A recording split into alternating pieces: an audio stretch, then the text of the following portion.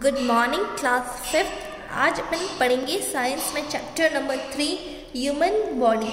इस चैप्टर में अपन human body के बारे में पढ़ेंगे कि उसमें कितने ऑर्गन्स हैं, कौन कौन से ऑर्गन्स कौन सा फंक्शन परफॉर्म करते हैं। तो चलिए चैप्टर स्टार्ट करते हैं। Human body is a unique machine made up to bones and muscles. It is a wonderful nature-made machine. It can efficiently perform many functions at a time. To carry out these functions, many organs of the human body work together as members of a system. तो देखिए human body जो है एक machine है जो कि bones और muscles की बनी होती है। ये एक ऐसी मशीन है जिसको नेचर ने बनाया है, ये अपने आप बनी है, इसको किसी ह्यूमन ने क्रिएट नहीं किया है। ये देखिए एक ही टाइम पे बहुत सारे टास्क कर सकती है। तो इन सब जो टास्क को करने के लिए, जिससे अभी अपन ने कहा कि ये एक टाइम पे बहुत सारे काम कर सकती है, तो बहुत सारे काम को करने के लिए क्या होंगे, बहुत सारे ऑर्गन्स होंगे। वो सब ऑर्गन्स मिलके वो टास्क कंप्लीट करते हैं और ये ऑर्गन्स मिलके एक ऑर्गन सिस्टम बनाते हैं। तो let us know about unique machine having the form of human body. सबसे फर्स्ट नंबर पे है the nervous system. The system which controls all the activities of the body is called nervous system. Our nervous system is made up of brain, spinal cord and nerves. Our sense organs receive information from our surrounding and pass it to the spinal cord or brain. The brain keeps the heart beating and lungs breathing. It enables the body to move. It helps in speaking, thinking, learning and remembering. Actions that are controlled by the spinal cord are sudden and are reflex actions. Blinking of the eyes, watering of the mouth at the sight or smell of food are examples of reflex action. तो देखिए nervous system क्या होता है, वो system जो कि क्या आपकी बॉडी की सारी एक्टिविटीज़ को कंट्रोल करता है, उसे नर्वस सिस्टम कहा जाता है। जो नर्वस सिस्टम होता है, ब्रेन, स्पिनल कोड और जो नर्व्स है, ये मिलके नर्वस सिस्टम बनाते हैं।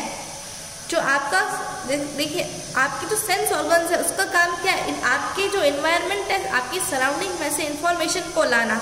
अब उन्होंने इंफॉर्मेशन तो उन्होंने रिसीव कर ली, अब वो इंफॉर्मेशन देखिए वो या तो स्पिनल कोड में भेजेंगे या फिर ब्रेन में भेजेंगे।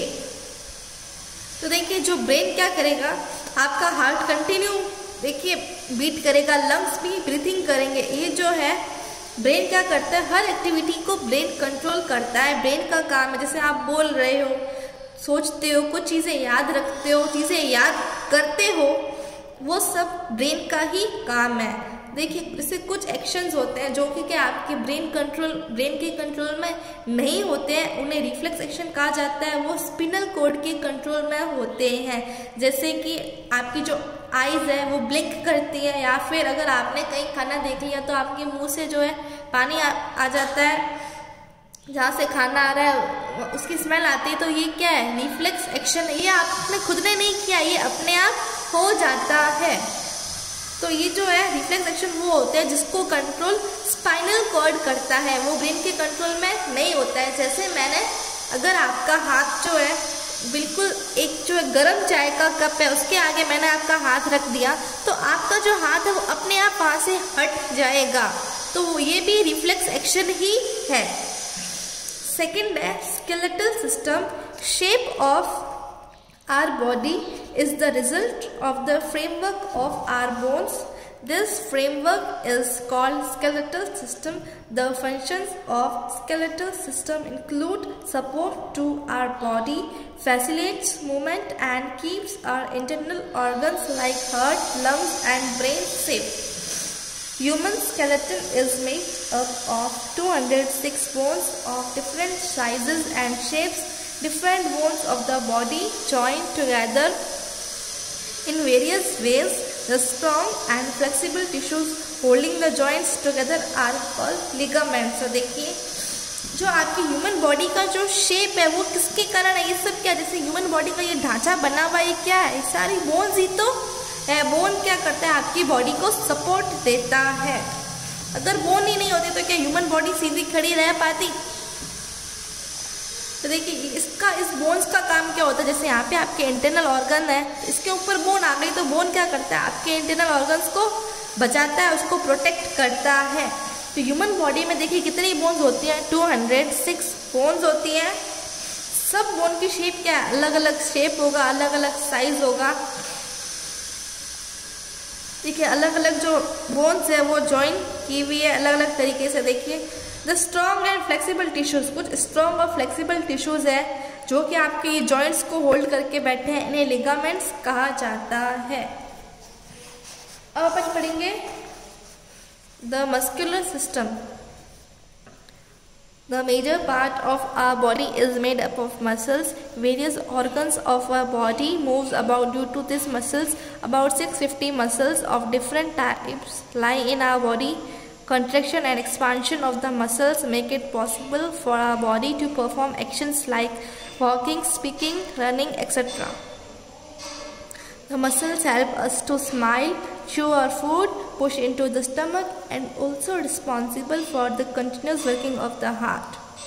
तो देखिए जो आपकी बॉडी का जो मेजर पार्ट किसका बना होता है? मसल्स का बना होता है। अगर आप जैसे कुछ भी कर रहे हो, आपने इस हाथ को हिला भी रहे हो, तो ये भी क्या है? मसल्स के कारण ही होता है।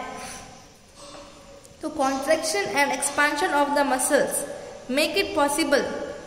तो देखिए मसल्स का कॉन्ट्रैक्शन होता है, रिलैक्सेशन होता है, इसी के कारण क्या है? अपन वॉक कर सकते हैं, स्पीक कर सकते हैं, रन कर सकते हैं और भी बहुत सारे काम। तो देखिए मसल्स अपनी बॉडी में टोटल 650 मसल्स होती हैं और बोन्स होती है 206। ये बात आपको हमेशा याद रखनी है। तो अगर आप स्माइल कर रहे हो तो वो भी मसल्स के कारण है, खाना खा रहे हो वो भी मसल के कारण है, जो खाना आपके स्टमक में जा रहा है वो भी मसल के कारण ही होता है, अगर आपका हार्ट भी वर्क कर रहा है तो वो भी मसल्स के कारण ही है। तो देखिए मसल वर्क इन पेयर, जो मसल्स होती है वो पेयर्स में काम करती है। और मसल्स वर्क इन पेयर्स, आपकी जो मसल्स होती हैं वो पेयर में काम करती है। जैसे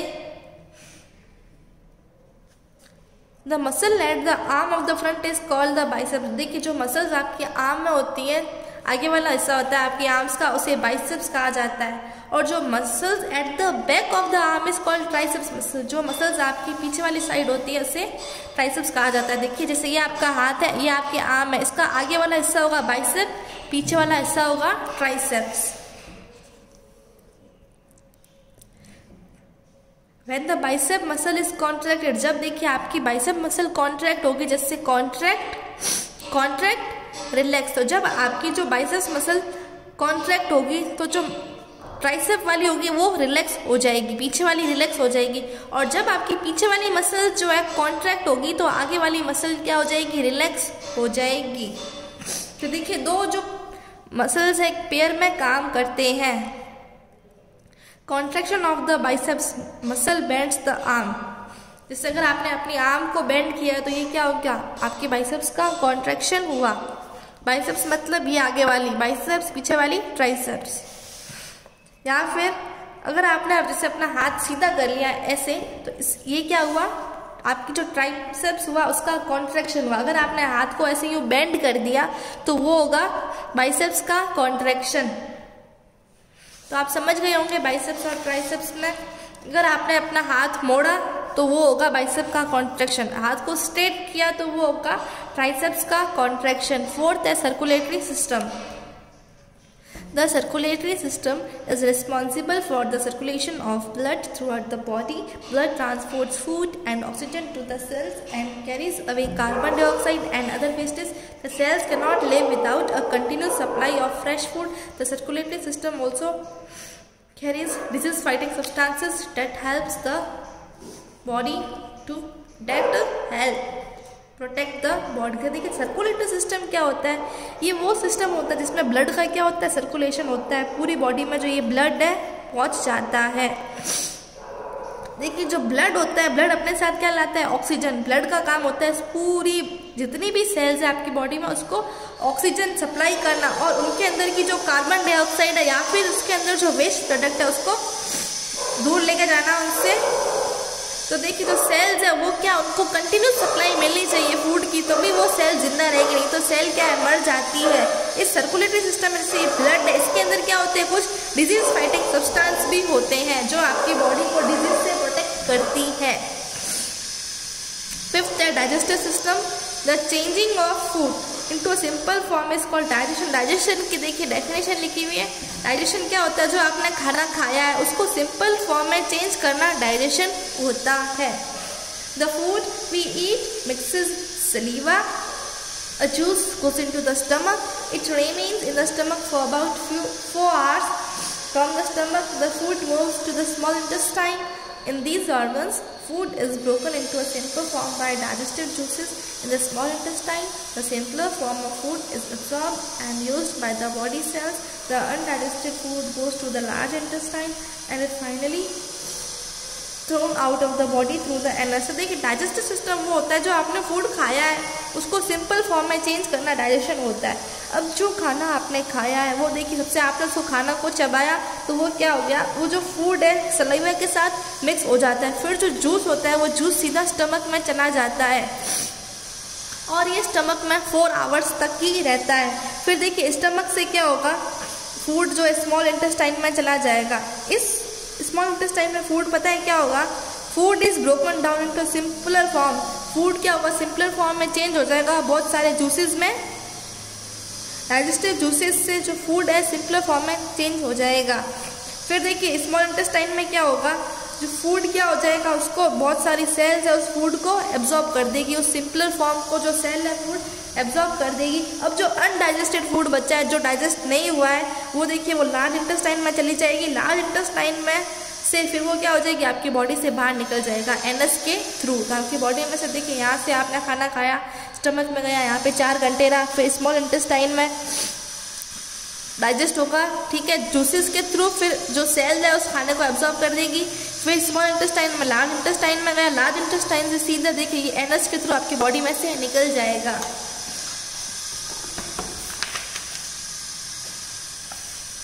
अब है ब्रीथिंग सिस्टम। तो देखिए air enters our body through the nose, the hairs in the nose trap the dust particles and germs present in the air. The oxygen we breathe in burns the food. We eat food that give us energy. The air we breathe out has carbon dioxide. तो देखिए जो आपकी body में से जो है air कहाँ से आती है, नोज़ में से आती है। आपका नोज़ यहाँ से एयर आई, देखिए आपके जो नोज़ में क्या होते हैं, कुछ हेयर्स होते हैं। वो हेयर्स इसलिए होते हैं ताकि जो एयर के साथ डस्ट पार्टिकल्स आपकी नोज़ में ना चले जाएं, इसलिए आपकी नोज़ में हेयर्स होते हैं। वो डस्ट पार्टिकल्स को आने नहीं देते आपकी नोज़ के अंदर, ओनली जो है एयर एंटर करेगी, ठीक है। जो आपने लिया है वो क्या है, ऑक्सीजन है, ठीक है। वो क्या करता है, जो आपके फूड जो आपने खाना खाया है उसको एनर्जी मिलती है ऑक्सीजन से। जो ऑक्सीजन का क्या काम करता है, फूड को बर्न करता है। तो देखिए जो ऑक्सीजन से आपको एनर्जी मिलेगी। फिर जो एयर आपने ली है वो तो ऑक्सीजन है, और जो आप एयर निकालते हो बाहर नोज में से उसे कहते हैं कार्बन डाइऑक्साइड। आप लेते हो ऑक्सीजन, निकालते हो कार्बन डाइऑक्साइड। अब अपन पढ़ेंगे रिप्रोडक्टिव सिस्टम। तो देखिए the organ of this system helps to produce babies. All living beings multiply themselves in numbers. It means they can produce their own kind. This process is called reproduction. All living beings to reproduce in the same way. Some animals give birth to young ones like cat, dog, horse, cow, etc. Some animals lay and hatch them and the young ones come out. These young ones resemble their parents. देखिए जो reproductive system क्या होता है, ये वो system होता है जिसमें लोग अपने जैसे बेबीज को प्रोड्यूस करते हैं। देखिए जितने भी लिविंग थिंग्स है वो क्या करते हैं, अपनी जो है नंबर में मल्टीप्लाई होते रहते हैं। जैसे इट मीन्स जैसे वो जो है अपने जैसे ऑफस्प्रिंग, अपने जैसी संतानें प्रोड्यूस करते हैं। इस प्रोसेस को रिप्रोडक्शन कहा जाता है। तो देखिए जितने भी लिविंग थिंग्स है वो सभी रिप्रोड्यूस करते हैं। कुछ क्या करते हैं, डायरेक्ट बर्थ देते हैं, जैसे काऊ है, डॉग है, हॉर्स एक्सेट्रा, कैट, डॉग। लेकिन कुछ क्या करते हैं, जो एग देते हैं, पहले एग देंगे, फिर उसको हैच करेंगे, फिर उस एग में से जो है छोटा बेबी बाहर आएगा और वो जो है बिल्कुल अपने पेरेंट्स के जैसा होगा। तो देखिए रिप्रोडक्टिव सिस्टम में अपन ने देखा कि जो अपने जैसे बेबीज़ को बर्थ देना रिप्रोडक्टिव सिस्टम होता है। रिप्रोडक्शन के भी दो तरीके होते हैं, कुछ सीधा डायरेक्ट बर्थ देते हैं बेबीज़ को, या फिर कुछ एग दे के फिर उसको हैच करते हैं, उस एग में से बेबी बाहर आएगा। 8 है the excretory system. Excretory system क्या होता है, देखिए this system removes the waste material from the body, the 2 kidneys throw out waste in the form of urine and undigested food.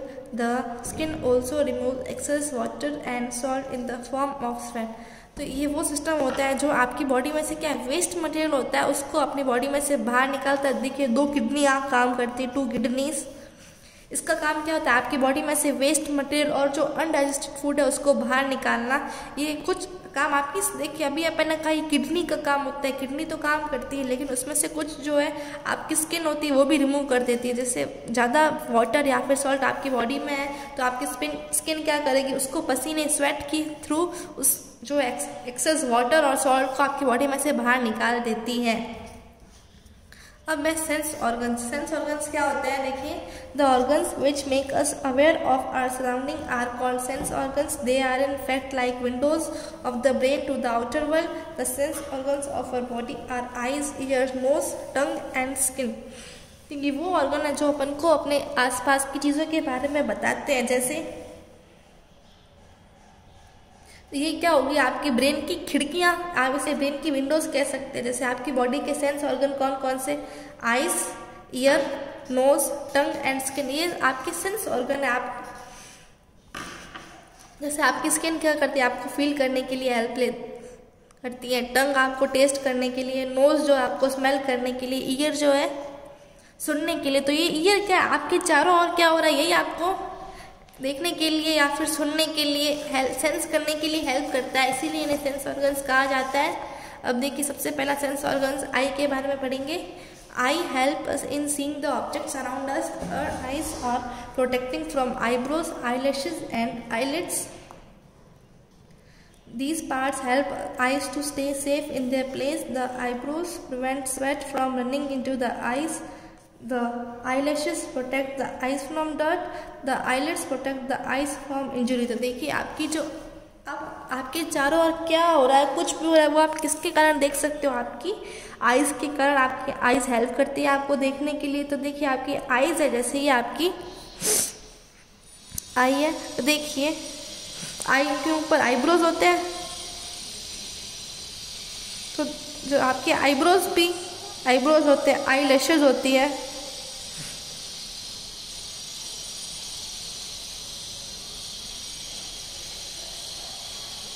तो देखिए ये जो आपकी आई है, इसको देखिए बहुत सारी आईब्रोज है, आई लिड्स है, आई लैशेज है, आई लिड्स है।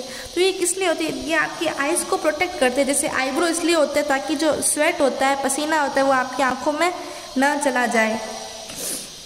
अब आई लैशेज इसलिए होती है ताकि आपकी जो अगर कुछ भी डस्ट आया है, डर्ट आया है, तो आपकी आईलिड्स उसको बचा सके आईज में जाने से। और जो ये आईलिड्स होती है ये आपकी बॉडी में आई को कोई इंजरी ना हो जाए इसलिए होता है, कुछ चोट ना लग जाए आपकी आंखों को, इसलिए ये होता है। अब मैं केयर ऑफ और आईज, देखो अपनी जो आईज है काफ़ी नाजुक ऑर्गन है, काफ़ी डेलिकेट ऑर्गन है, इसको प्रोटेक्ट करना काफ़ी ज़रूरी है। The eyes are very delicate organs, so they need following special care. Wash and clean your eyes regularly with cold water and never work in dim light. देखिए आप अपनी आइज़ को रेगुलरली कोल्ड वाटर से wash कीजिए, clean कीजिए, और कभी भी जब डिम लाइट हो उस समय काम मत कीजिए। Do not read while lying down और इन अ मूविंग व्हीकल, कभी भी क्या लेटे हुए नहीं पढ़ना चाहिए या फिर मूविंग व्हीकल में भी नहीं पढ़ना चाहिए। जैसे कुछ लोग करते हैं, जैसे ट्रैवलिंग करते वक्त बुक्स पढ़ते हैं, वो ऐसा नहीं करना चाहिए, आपकी आइज़ के लिए अच्छा नहीं होता है। सेकेंड है ears. Ear help us in hearing and maintain our balance. तो देखिए ईयर का काम क्या होता है, सुनने के लिए ईयर आपकी हेल्प करती हैं। The ear is divided into 3 parts: the external ear, the middle ear, and the inner ear. The external ear works as a funnel and catches and directs sound waves into the middle ear.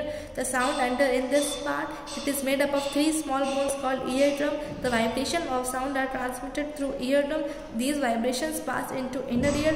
Here the nerves send the signals to the brain. तो देखिए सबसे पहला क्या होगा, year को 3 parts में divide किया गया है, the external ear, middle ear and the inner ear. External ear मतलब बाहर वाला, मिडल मतलब ये बीच का हिस्सा, और ये इनर मतलब अंदर वाला पार्ट। तो देखिए सबसे पहले क्या होगा, जो एक्सटर्नल ईयर है क्या एक फनल की तरह काम करेगा।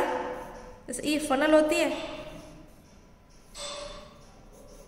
ये फनल होती है, तो जो एक्सटर्नल ईयर क्या करेगा, एक फनल की तरह काम करेगा, कैचेस एंड देखिए साउंड यहाँ से आएगी, फिर देखिए वो मिडिल ईयर में चली जाएगी। The sound enter in this part. इस पार्ट में भी देखिए 3 बोन्स होती है, उसे ईयर ड्रम कहा जाता है। 3 स्मॉल बोन होती है, इसे ईयर ड्रम कहा जाता है। तो vibration of sound are transmit. अब जो साउंड की जो वाइब्रेशन है वो ईयर ड्रम में से पास होगी, फिर ईयर ड्रम में से पास होके वो इनर ईयर में जाएगी। फिर यहाँ पे क्या होगा, ये इनर ईयर सीधा ब्रेन के पास भेज देगा, ये है ब्रेन। अब केयर ऑफ ईयर्स, आप अपने ईयर केयर कैसे कर सकते हैं। Our ear need some special care given below. देखिए ear should be protected from hard blows, avoid very loud noises, do not penetrate matchstick or hair pin or any other object into the ear. देखिए सबसे पहला क्या, जब तेज हवा आ रही हो, तेज हवा के झोंके से अपने ईयर को प्रोटेक्ट करके रखिए। ज़्यादा जो है लाउड नॉइजेज या तेज आवाज़ से भी बच के रहिए। या फिर जो आप क्या करते हैं अपनी कान में जैसे मैच स्टिक है या फिर हेयर पिन डाल देते हैं ईयर में, तो वो नहीं डालना चाहिए। थर्ड है nose. It help us to smell a variety of objects from flowers to rotten eggs. The sense of smell and the sense of taste are interlinked. The nerve endings in the upper part of our nose are sensitive to smell. When a smell reaches our nose, it is picked by the nerves present inside our nose. It is carried to the brain. The brain helps us to identify the smell. देखिए तो आप जितनी भी चीज़ें smell करते हो, अगर आपको किसी अच्छी चीज़ की स्मेल आ रही है तो भी वो नोज़ के कारण आ रही है, कोई गंदी चीज़ की स्मेल आ रही है तो भी वो आपको नोज़ के कारण ही आ रही है। तो देखिए एक फ्लावर से लेके रोटन एग मतलब सड़े हुए एग तक की खुशबू आपको किससे मिलती है, नोज़ के कारण ही मिलती है। तो देखिए स्मेल और टेस्ट क्या है, आपस में जुड़े हुए हैं। The nerve ending in the upper part of nose, जो नर्व है नोज के अपर पार्ट में जो नर्व खत्म हो रही है वो क्या करती है, स्मेल काफ़ी सेंसिटिव होती है, स्मेल सेंसिटिव होती है। जब भी आपकी देखिए जैसे कोई खुशबू आ रही है तो वो नोज़ में जाएगी और सबसे पहले क्या है उस नर्व के अंदर जाएगी और उस नर्व से सीधा ब्रेन में जाएगी। फिर ब्रेन हेल्प करेगा कि वो किस चीज़ की स्मेल है। देखिए नोज़ में आएगी, नोज़ में एक नर्व होती है, इस नर्व में जाएगी और ये नर्व सीधा ब्रेन के पास भेज देगा। फिर ब्रेन डिसाइड करेगा कि ये किस चीज़ की स्मेल है। अब है care of our nose. Nose की आप कैसे केयर कर सकते हैं। Our nose needs some special care given below. Keep your nostrils clean by blowing your nose gently. Use nasal drops or inhale steam to clean a blocked nose. देखिए आप अपने nose के लिए कुछ ऐसे कर सकते हैं, अपने नॉस्ट्रिल्स को हमेशा क्लीन रखिए या फिर कुछ नज़ल ड्रॉप्स डालिए या फिर आप स्टीम लीजिए जिससे आपका जो क्या है ब्लॉक्ड नोज है वो साफ हो सके। फोर्थ है tongue. Is the sense organ of taste. Tongue help us in tasting things and help us to speak. The surface of the tongue has many taste buds called taste buds. These taste buds have nerve ending which carry the message to the brain to help us taste of various food items. Different regions of the tongue are sensitive to different tastes, sweet, sour, tasty and bitter. तो देखिए ये वो organ है जो आपको test के बारे में बताता है। जैसे कुछ भी चीज़ें टेस्ट करते हो तो वो टंग हेल्प करता है टेस्ट करने के लिए। आप बोल पा रहे हो तो वो भी टंग के कारण होता है। अब इस टंग में कुछ बम्स होती है, देखिए इधर ईयरबड्स होती है, जैसे ये आपको इसे टेस्ट बड्स कहा जाता है। ये आपको टेस्ट के बारे में बताती है। ये वो मैसेज फिर सीधा ब्रेन के पास लेके जाती है, ब्रेन डिसाइड करेगा। इस वर्ड से पता चलेगा, जैसे यहाँ पे अगर आपको पता चलता है कोई भी चीज़ खट्टी है तो यहाँ से पता चलेगा, बिटर है तो आपको यहाँ पे पता चलेगा, स्वीट है तो यहाँ पे पता चलेगा, ऐसी वर्ड्स होती है। अब है care of tongue. Tongue requires good care of it, some of given below. Tongue भी आप कैसे केयर कर सकते हैं? Always use a proper tongue cleaner to clean your tongue. आप टंग क्लीनर आता है जिससे आप अपनी टंग को क्लीन कर सकते हैं। सेकेंड है always chew your food slowly so that your tongue does not come between your teeth, otherwise you will cut it. तो देखिए खाना जो है अच्छे से चबाइए, जिससे क्या है आपकी जो टंग है वो आपके टीथ के बीच में ना आ जाए। कभी कभार ऐसे होता है कि अपन टंग को भी कट कर देते हैं गलती से, टंग पे भी चोट लग जाती है खाना खाते वक्त। तो जो है आपका जो फूड है धीरे धीरे चबाइए, जिससे आपकी टंग पे ना लगे आपके टीथ। फिफ्थ है skin. Skin is the largest sense organ of your body. Skin जो है सबसे बड़ा सेंस ऑर्गन है आपकी पूरी बॉडी का। The skin forms the covering of the entire surface and protect the internal organ. देखिए स्किन की क्या एक पूरी कवरिंग बनती है और आपकी पूरे जो इंटरनल ऑर्गन्स है, अंदर वाले ऑर्गन है, उसको अच्छे से प्रोटेक्ट करता है। There are tiny nerve ending in our skin. देखिए कुछ नर्व एंडिंग होती है आपकी स्किन में। These nerve ending connected with the spinal cord and help us to. ये जो नर्व एंडिंग स्पिनल कॉर्ड से कनेक्ट होती है और आपको जैसे कुछ चीज़ें हो रही हो, जैसे अगर मैंने यहाँ पे ऐसे टच किया है यहाँ पे तो मुझे फील होगा कि मुझे यहाँ टच हुआ है कुछ। अगर मैंने यहाँ पे सुई चुभोई या नीडल लगाई है तो भी मुझे पता चलेगा। तो ये सेंस मैंने इसको फील किया है। जिससे स्किन आपको देखिए फील कोल्ड, हीट और पेन, ये सब चीज़ें फील आपको स्किन के कारण ही होती है। अब देखिए केयर ऑफ स्किन, आप अपने स्किन की केयर कैसे कर सकते हैं? We must take proper care of our skin. Some are given below. Take a bath regularly, use a good soap to remove dust and sweat from the skin, always wear clean and loose clothes. If there is any cut or scratch on the skin, treat it with an antiseptic to prevent growth of germs. Take a bath regularly, हमेशा नहाना चाहिए आपको। अच्छा soap use करो जिससे आपकी body का जो स्वेट है या फिर डस्ट पार्टिकल वो आपकी स्किन में से हट जाए। सेकेंड, हमेशा आपको साफ सुथरे कपड़े पहनने चाहिए और लूज क्लोथ्स पहनने चाहिए।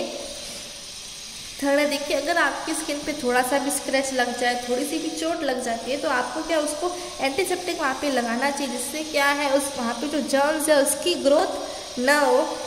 तो ये अपन पढ़ेंगे। Do you know a disease known as leprosy is a skin disease. एक जो है लेप्रोसी जो एक स्किन डिजीज है। The patient loses sense to touch and can not feel any pain. देखिए इस डिजीज़ में देखिए वो होता है पेशेंट जो होता है जिसको ये बीमारी होती है वो उसका पेशेंट हो जाएगा। तो वो क्या उसको अगर आप कोई भी वो सेंस वो जो खो देता है, वो सहन करने की शक्ति, अगर आपने उसको टच किया तो भी उसको पता नहीं चलेगा, आपने उसको सुई चुभोई तो भी उसको पता नहीं चलेगा। तो वो टच और फील कुछ भी फील नहीं कर सकता है इस लेप्रोसी नाम की डिजीज से। तो आपका चैप्टर नंबर 3 यहीं ख़त्म होता है। चैप्टर 3 था ह्यूमन बॉडी। इसमें अपन ने ह्यूमन बॉडी के बारे में पढ़ा था। इसमें अपन ने nervous system, skeletal system, muscular system, circulatory system, digestive system, breathing system, reproductive system, excretory system के बारे में देखा। फिर अपन ने देखा अपने सेंस ऑर्गन्स क्या होते हैं। 5 सेंस ऑर्गन्स होते हैं, ईयर, आईज, नोज, टंग, स्किन। तो आपका चैप्टर यहीं ख़त्म होता है। इसके क्वेश्चन आंसर्स जो है अपन नेक्स्ट लेक्चर में करेंगे।